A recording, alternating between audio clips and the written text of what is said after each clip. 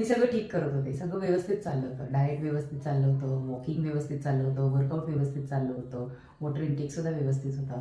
कळायचंच नाही की वजन का नाही हलत आहे. मग मला असं वाटलं की थोडं खाणं आणखीन कमी केलं पाहिजे, वर्कआउट थोडं वाढवलं पाहिजे किंवा वॉक थोडे वाढवलं पाहिजे असं वाटायला लागलं.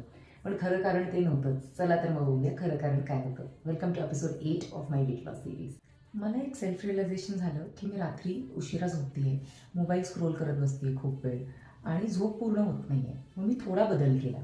मी लवकर झोपायला लागले, वेळेत झोपायला लागले, रुटीन स्लीप रुटीन जे म्हणतात ते सेट केलं आणि मोबाईल झोपायच्या आधी अर्धा तास बंद केला बघायचा आणि 7 ते 8 तास व्यवस्थित रिकव्हरी आणि झोप त्याच्यावर फोकस दिला.